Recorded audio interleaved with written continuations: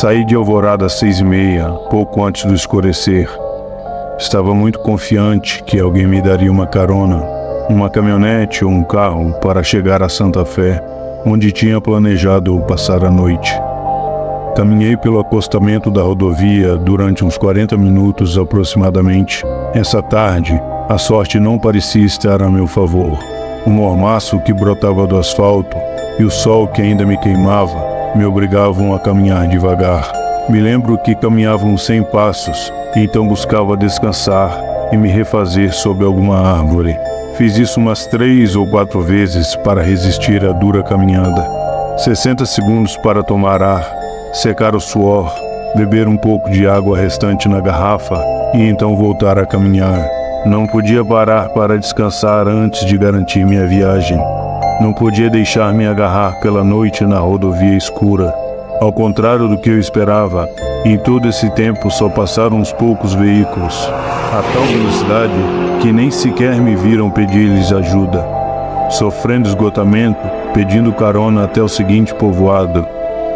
Parei novamente para beber água e sentei-me num tronco seco que repousava sobre as raízes expostas de outra árvore, igualmente seca, mas ainda firme de pé. Por sorte, enquanto me recuperava, vi surgir distante uma caminhonete branca, que não só vinha devagar, havia acendido as intermitentes para deter-se no acostamento. Parou a uns 100 metros de distância de mim. Havia começado a escurecer e me pareceu que aquela era a minha melhor e talvez única oportunidade de conseguir uma carona. Regressei pelo caminho que já havia andado para aproximar-me da caminhonete, estacionada no acostamento. Um homem que viajava só descera do veículo, inspecionou o interior da carroceria, depois se agachou e revisou as rodas traseiras. Me aproximei justo quando estava prestes a subir na caminhonete. Levantei a mão, fazendo sinal de carona. O homem me olhou nos olhos e, sem dizer palavra alguma, mas com um gesto com a cabeça, me concedeu um lugar na carroceria. O banco do carona ia vazio. Hesitei por um instante e pensei em abrir a porta, mas tinha certeza de que aquele homem esperava que eu fosse na parte traseira. Coloquei o pé em uma das rodas traseiras e subi. Tão logo me acomodei, o motorista ligou a caminhonete e arrancamos. Deitei-me em um canto da carroceria, apoiando a cabeça na mochila que eu trazia.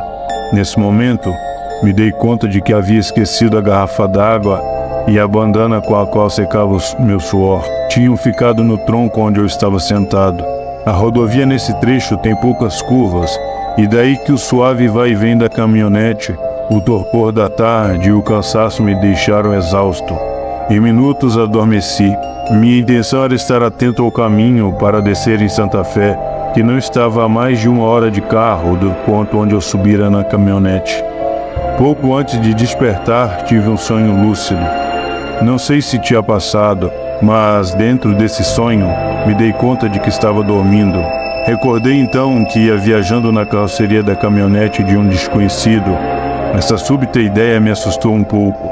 Me arrancou do sonho e acordei com um sobressalto.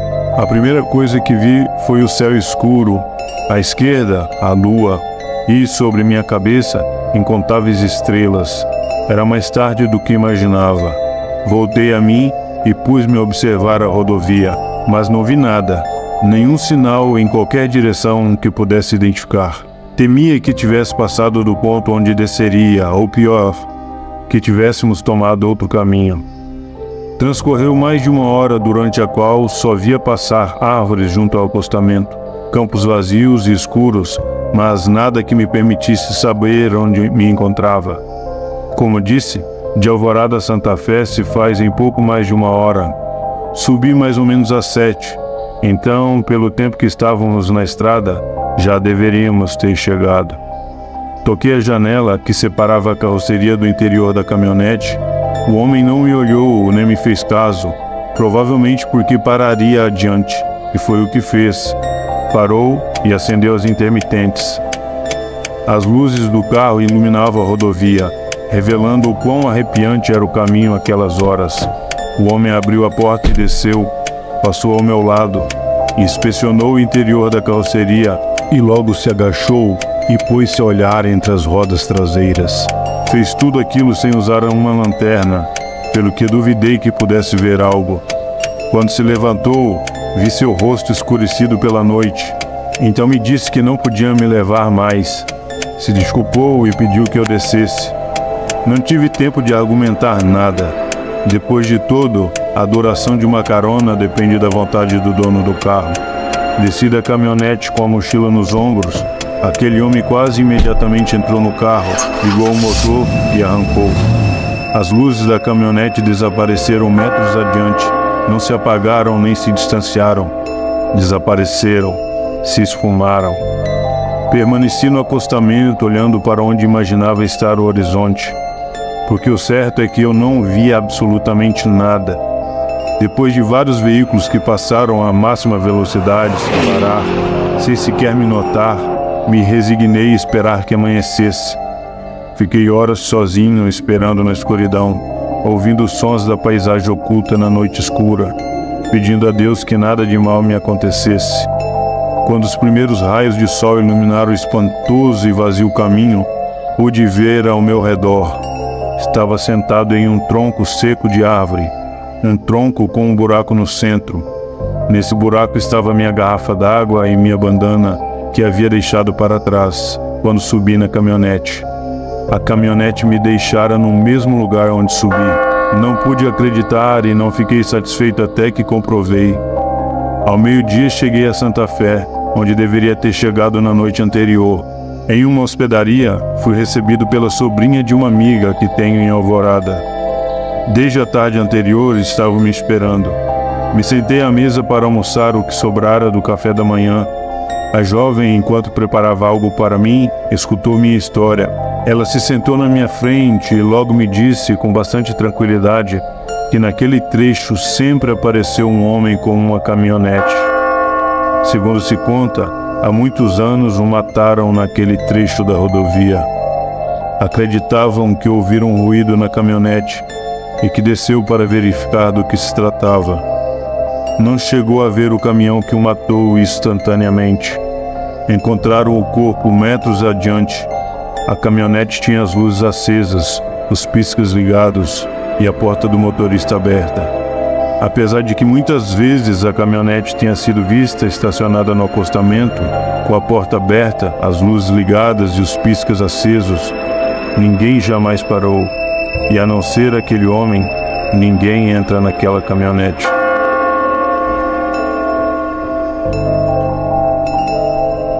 Nesta curva. Esta é uma de muitas coisas que as pessoas contam sobre caminhos desertos, estradas escuras e desoladas. Poderia ter acontecido com qualquer um, mas aconteceu com um homem que passava por um trecho solitário no meio da rodovia. Esse homem vinha pegando carona com desconhecidos para completar seu trajeto. Se diz que um carro parou para lhe oferecer uma carona. Era o carro de uma família inteira. O homem abriu a porta traseira e entrou. Nessa altura, o sol mergulhava no horizonte e a noite se avizinhava. O motorista arrancou e minutos depois a noite caiu. O homem estava esgotado depois de tanto andar e logo pegou no sono, encostado na janela traseira. Todos sabemos que não é bom perder a consciência quando se está de carona. Poderias passar do local da descida, poderias causar algum incômodo. Antes de cair no sono, notou que não era o único que dormia.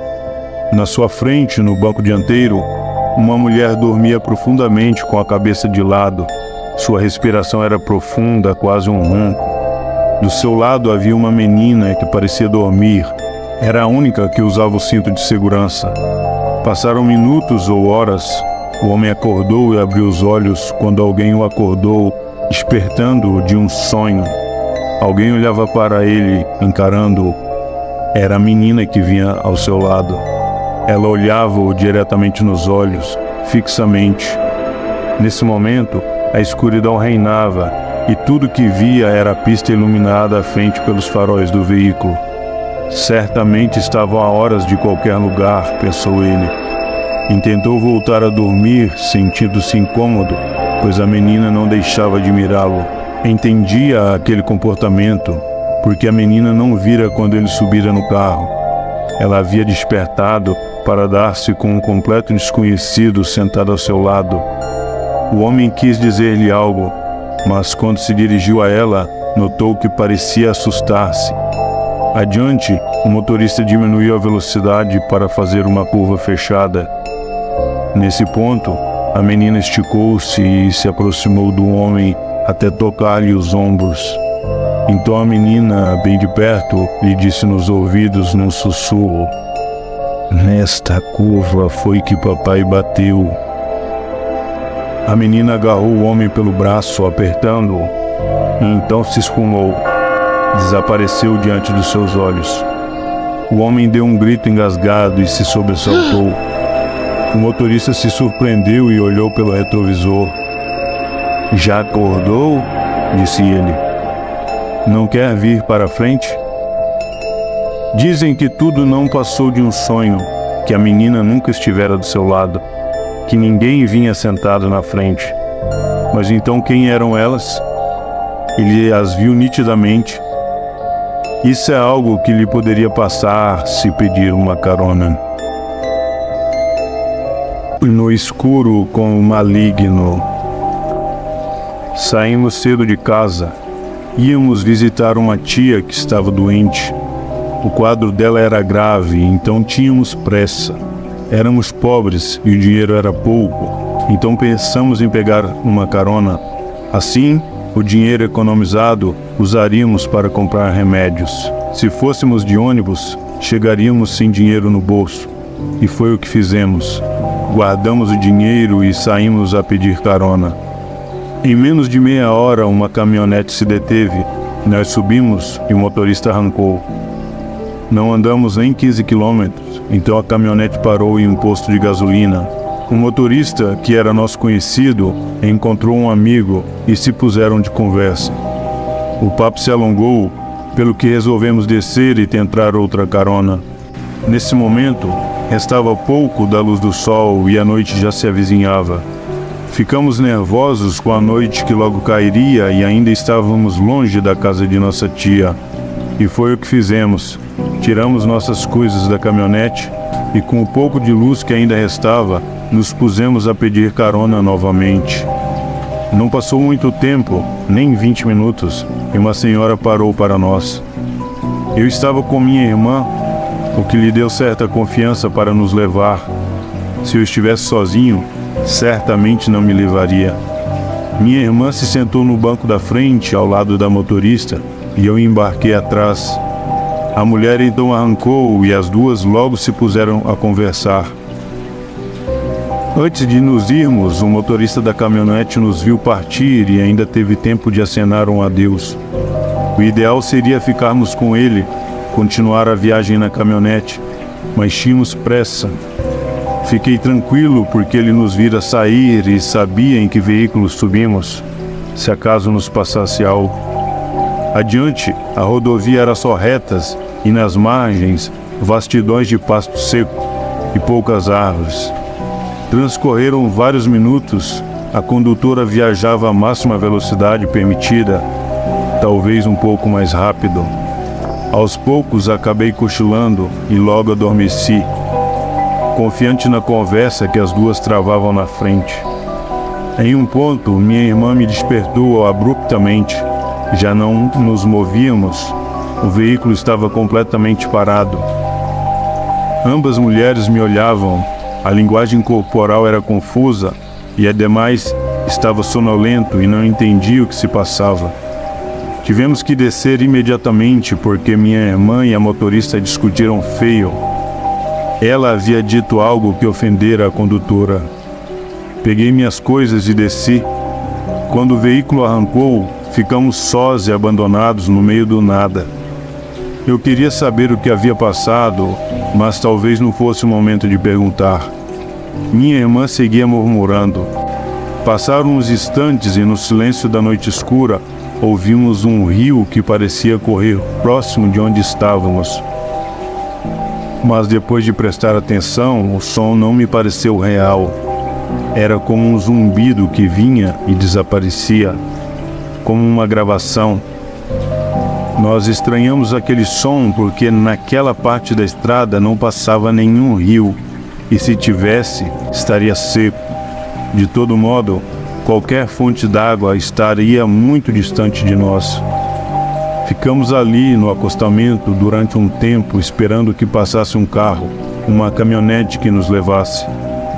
Que não viesse tão rápido a ponto de nos poder ver naquela escuridão. Na minha mente eu imaginava todo tipo de mal que poderia nos acontecer.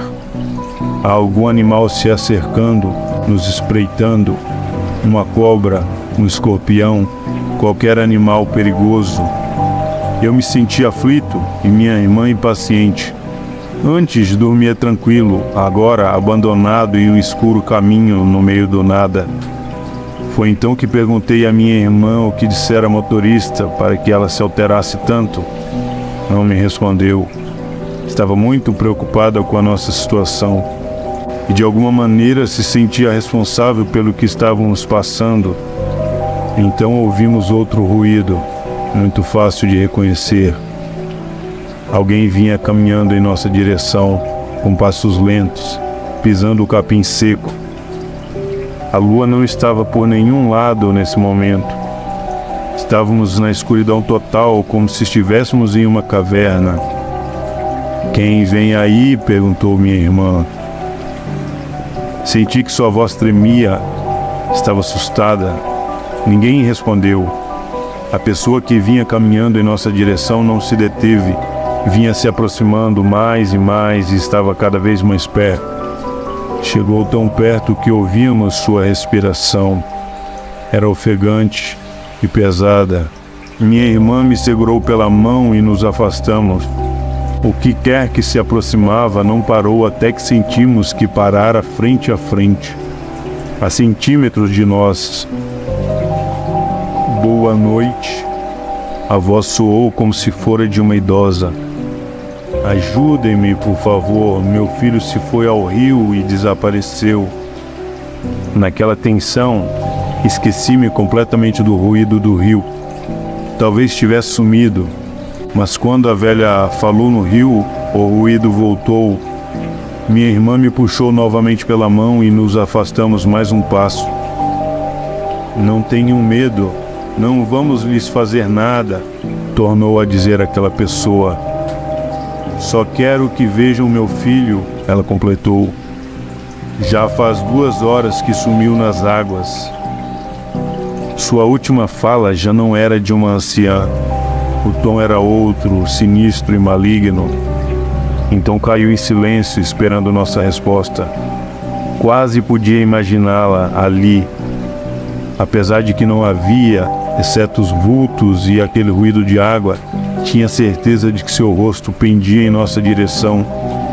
O ruído do rio aumentava, então enfraquecia, quase desaparecia para logo voltar a ficar forte. De repente, a lua surgiu por trás de uma montanha no horizonte e pude notar que já não estávamos perto da estrada. Via longe os faróis dos carros. Eu não me lembrava de termos nos afastado tanto. Fiquei pensando. O brilho da lua passou a iluminar vagamente a paisagem ao nosso redor. Os vastos campos que se estendiam até onde a visão alcançava. A mulher que havíamos escutado falar na escuridão já não estava por nenhum lado. O mais estranho é que, embora não a visse, ainda sentia sua presença ali à nossa frente, tão forte que era. Mas a pouca luz que a lua refletia não permitia que víssemos nada nitidamente. Apenas silhuetas, sombras, vultos, formas vagas. Então aconteceu. Ouvimos o choro de uma criança próxima de nós, onde antes ouvia a voz da anciã. O choro era de uma criança de colo, não vinha do chão, vinha de certa distância acima de nossas cabeças. Minha irmã olhou para cima e logo deu um grito desesperado. A criança estava pendurada no galho de uma árvore, amarrada por uma de suas perninhas. Corri para ver de perto.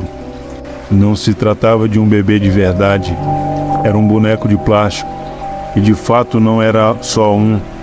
Nessa árvore havia várias bonecas e bebês de plásticos, algumas penduradas nos galhos, outras amarradas no tronco. Sob aquela árvore, senti que a presença da velha tinha desaparecido. Não é nada, disse a minha irmã, são apenas bonecas. Mas ela continuou onde estava, distante, paralisada. Chamei, mas ela não se aproximou. Quando terminei de chamá-la, ouvi uma risadinha de criancinha. Uma das bonecas penduradas pelo pescoço sorria bem acima da minha cabeça. Nesse momento, minha irmã não só estava paralisada, já nem respondia ao que eu lhe dizia. Seus olhos estavam perdidos, como se estivesse suspensa, concentrada em algum pensamento profundo. Pude ver quando ela voltou a si. Seu rosto recuperou a vitalidade. Ela me olhou e disse: "Sabe por que aquela mulher mandou que descêssemos?" Não tinha a menor ideia, não respondi. Esperei sua explicação. Então disse que naquele ponto a motorista levou a mão ao rosto e fez o sinal da cruz. Sem deixar de olhar a estrada, a motorista dissera à minha irmã que a vibração na estrada, naquele lugar, eram negativas. As energias haviam mudado, eram pesadas, havia algo de maligno ali. Minha irmã não entendeu o que dissera a motorista. Ele disse que aquilo, fosse o que fosse, era uma estupidez, crendices. "Sabe que não acredito nessas coisas", foi o que disse minha irmã. Jamais na vida minha irmã tivera uma experiência paranormal. Entendia seu ceticismo. Seu mal foi ter desdenhado das crenças daquela senhora que tão gentilmente se dispusera a nos levar. E o pior de tudo foi que o lugar era realmente maligno. Soubemos disso assim que descemos do carro. Foi o que escutamos, sentimos e vimos. Nos afastamos daquela árvore cautelosamente, convencidos de que não estávamos a sós naquele lugar. O ruído do rio desapareceu conforme caminhamos. Voltamos ao acostamento e ficamos ali por aproximadamente 1 hora, até que conseguimos uma nova carona. Chegamos de madrugada na casa de minha tia. Em todo o caminho, foi impossível ignorar o evidente. Minha irmã havia cometido um erro, mas seguia sem aceitar que sim, que existe o desconhecido, apesar de suas crenças e de sua religião. Ademais, senti em todo o caminho que alguém vinha nos seguindo, como se tivera embarcado na caminhonete juntamente comigo e minha irmã. Quando chegamos à casa de nossa tia, ela tinha passado por uma crise, estava acordada, muito cansada. Nos sentamos na beira da cama. Minha irmã trazia uma mochila nas costas, com as nossas coisas. Tirou a mochila para tirar umas maçãs que havíamos trazido para nossa tia. Antes de abri-la, sentiu que tinha algo ali dentro e se movia. Então, no mesmo momento, ouvimos que de dentro da mochila saía uma daquelas risadinhas de bonecas que ouvi quando estava debaixo daquela árvore. Ela não teve coragem de abrir a mochila. Jogou-a em minhas mãos para que eu ouvisse o que havia ali dentro. Com cuidado, abri o zíper. Ali dentro só vi um par de maçãs e de pêssegos que trazíamos. Estavam podres, enegrecidos, mas não havia nada além disso. Para mim, aquela experiência foi algo sobrenatural. Mas minha irmã manteve sua postura, nega que ocorreu algo, que nada viu nem ouviu, nem fantasmas, nem energias, nem espíritos malignos, que nada disso existe, que tudo não passa de superstições. Mas se há algo de que tenho certeza é que minha irmã passou a ter muito medo da escuridão depois daquela noite.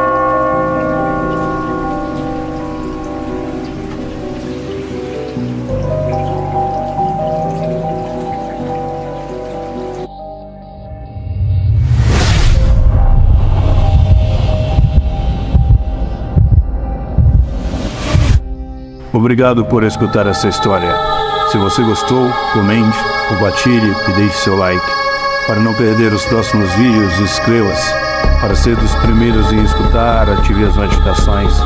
Por hoje é só, mas nos vemos em breve, hein?